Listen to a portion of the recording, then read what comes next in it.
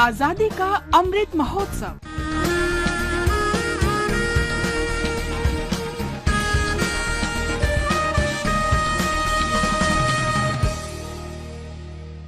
आजादी का सफर आकाशवाणी समाचार के साथ। आज की कड़ी में हम स्वाधीनता सेनानी आसफ अली को याद कर रहे हैं। उनका जन्म 11 मई 1888 को उत्तर प्रदेश के बिजनौर में हुआ था। वो प्रसिद्ध स्वतंत्रता सेनानी अरुणा आसफ अली के पति थे। वो अमेरिका में भारत के प्रथम राजदूत भी थे। आसफ अली ओडिशा के राज्यपाल भी रहे।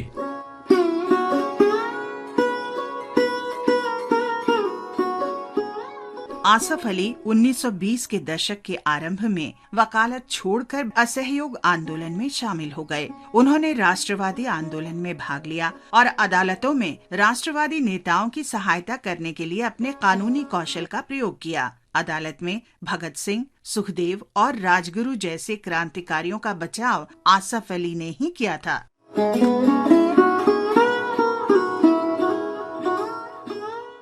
1942 में भारत छोड़ो आंदोलन के दौरान आसफ अली को भी जेल की सजा मिली और उन्हें अहमदनगर किले की जेल में रखा गया। जेल से रिहा होने के बाद आसफ अली अगस्त 1946 में बनी अंतरिम सरकार में रेल मंत्री बनाए गए। रेल मंत्री के रूप में आसफ अली ने पहला काम ये किया कि रेलवे स्टेशनों पर हिंदू पानी और मुस्लिम पानी के रूप में पीने के पानी की अलग अलग व्यवस्था खत्म कर दी। व्यक्तिगत और राजनैतिक जीवन में आसफ अली धार्मिक भेदभाव समाप्त करने के पक्षधर रहे।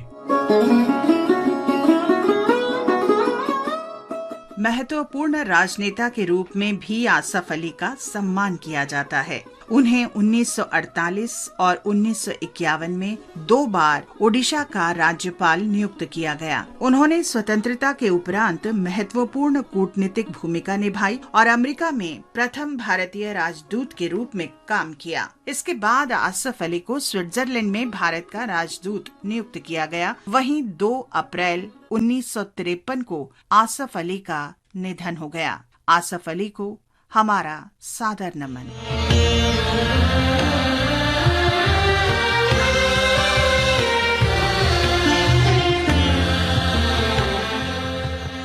हम क्रांतिकारी स्वाधीनता सेनानी बसंत कुमार बिस्वास को भी श्रद्धांजलि अर्पित कर रहे हैं। वो 11 मई 1915 को वीर गति को प्राप्त हुए थे।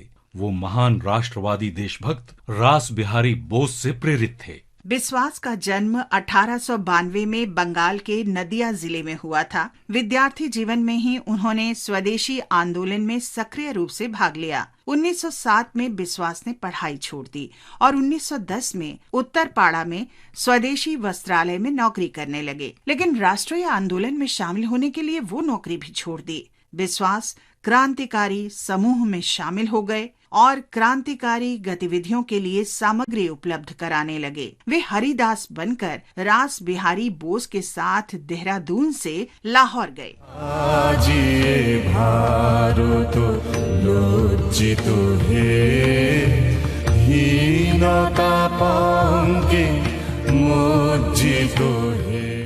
बसंत कुमार बिस्वास ने 23 दिसंबर 1912 को वायसरॉय हार्डिंग पर बम फेंकने की योजना में भी भाग लिया। उस समय हार्डिंग दिल्ली को भारत की राजधानी बनाए जाने के अवसर पर आयोजित एक सरकारी जुलूस में दिल्ली के चांदनी चौक से गुजरने वाला था। वायसरॉय की हत्या का प्रयास असफल होने के बाद बिस्वास ने दिल्ली छोड़ दी और बंगाल चले गए। वहां 26 फरवरी 1914 को उन्हें गिरफ्तार कर लिया गया। बिस्वास पर वायसरॉय हार्डिंग की हत्या का षड्यंत्र रचने का आरोप लगाया गया। 11 मई 1915 को उन्हें फांसी दे दी गई।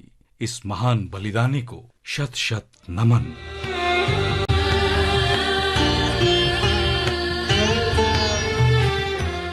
आज हम क्रांतिकारी स्वतंत्रता सेनानी मनीन्द्र नाथ उकील को भी श्रद्धांजलि अर्पित कर रहे हैं। उन्होंने 11 मई 1936 को अपने प्राणों की आहुति दी थी। मनीन्द्र नाथ का जन्म 1911 में ढाका में हुआ था। वे जुगांतर पार्टी के सदस्य थे। उन्होंने ब्रिटिश शासन के खिलाफ स्वतंत्रता आंदोलन में सक्रिय रूप से हिस्सा लिया। क्रांतिकारी गतिविधियों के कारण उन्हें 26 सितंबर 1930 को गिरफ्तार कर लिया गया। जेल में ही 11 मई 1936 को मनीन्द्र नाथ उकील का निधन हो गया। भारत माँ के इस महान सपूत मनीन्द्र नाथ उकील को शत शत नमन।